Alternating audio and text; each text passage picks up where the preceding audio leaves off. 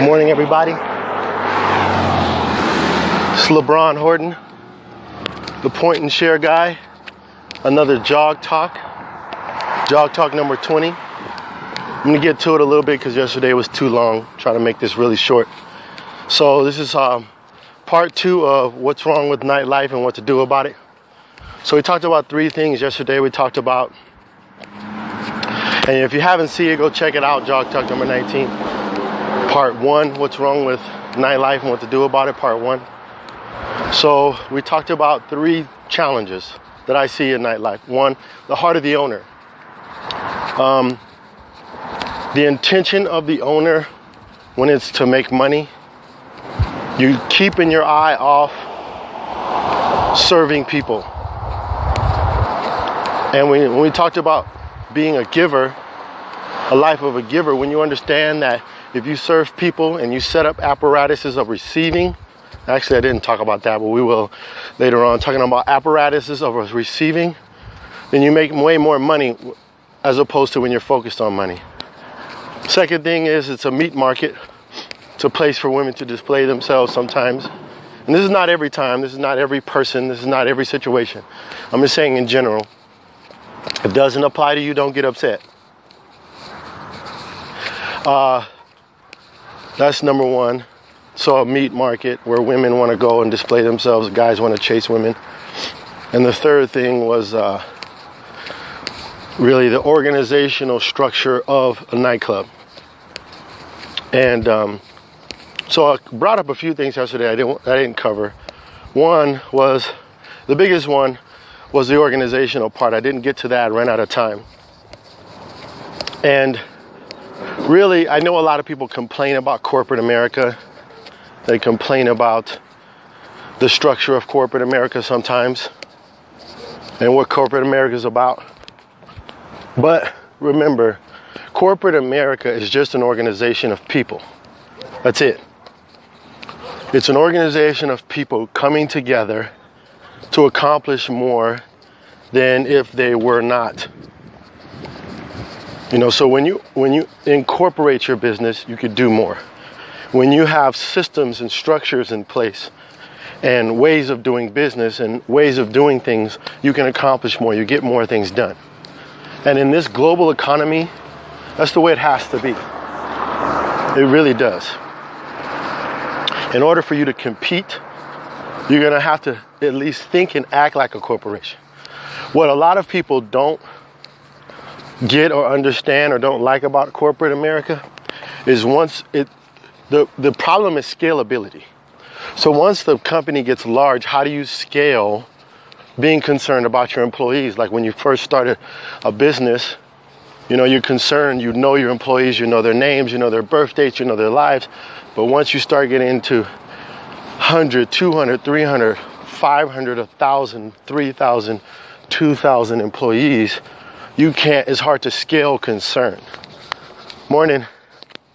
It's hard to scale being personable. It's hard to scale being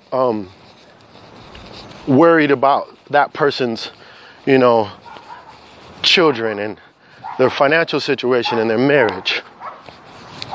So what a lot of people are concerned about is not the corporation, it's the lack of scalability in things that matter in people's lives. Now there's some people who run corporations that are evil. It's not the corporation or the corporation that makes them evil. It's really just the people behind it. And their large scale and their large amount of money gives them more power to do bad things.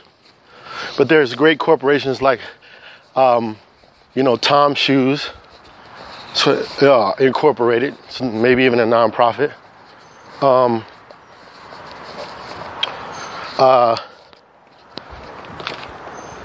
I think Apple's a great corporation, what they're doing.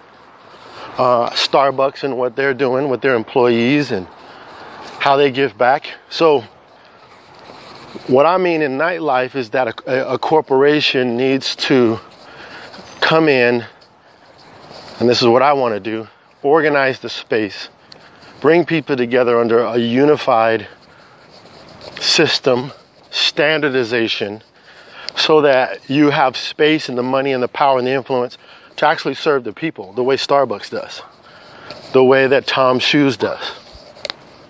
And that's what I mean, the organizational end of a corporation, the focus of a corporation, the unity of the corporation, the single-mindedness of a direction, and how they improve themselves. You know, a lot of corporate American people, when they have a job, they have a lot of seminars to go to and self-improvements to do because they always want their employees to better themselves. And I also talk about alcohol, which I won't talk about really much. That's more about, you know, abusing alcohol.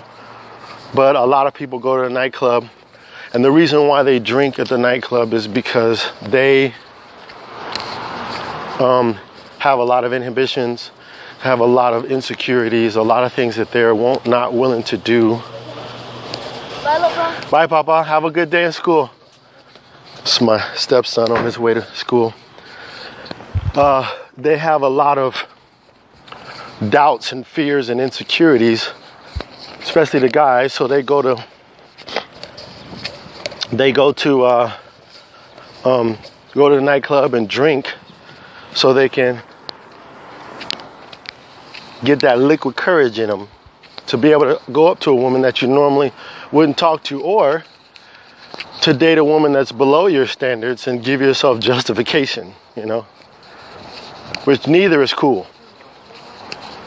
So that's all I'll say about that, is that the nightclub is never that answer, because if you actually land a girl that is above your, you know, what you thought you can get, well, then once you're sober, you're not going to have the skills to handle that anyway.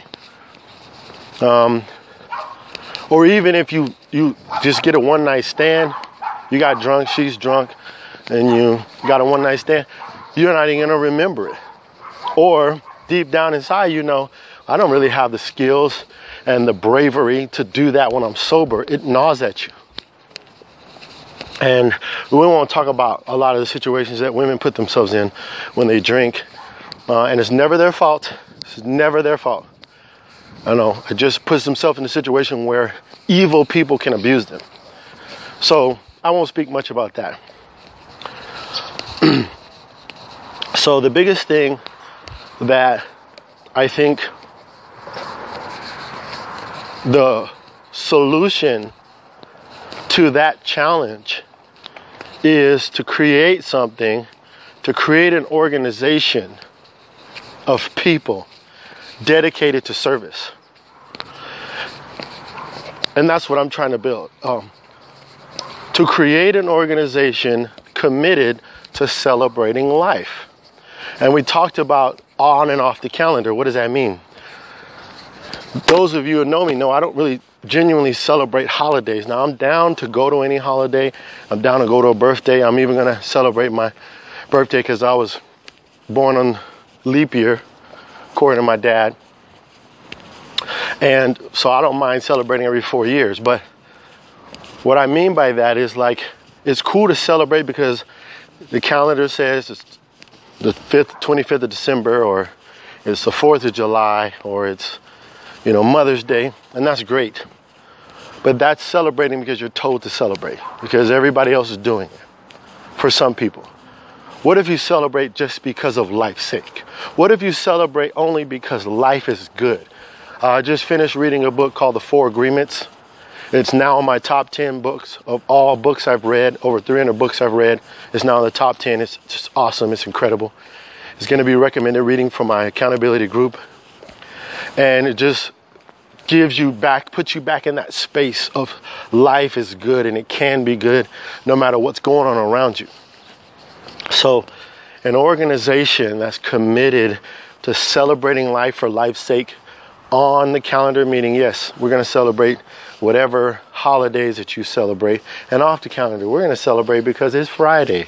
We're going to celebrate because it's Tuesday. We're going to celebrate because I'm alive. We're going to celebrate because life is good. We're going to celebrate because life's not that good right now, but I have opportunities. And so that's what it's all about for me. And remember, find your purpose, follow your purpose, and encourage others to do the same.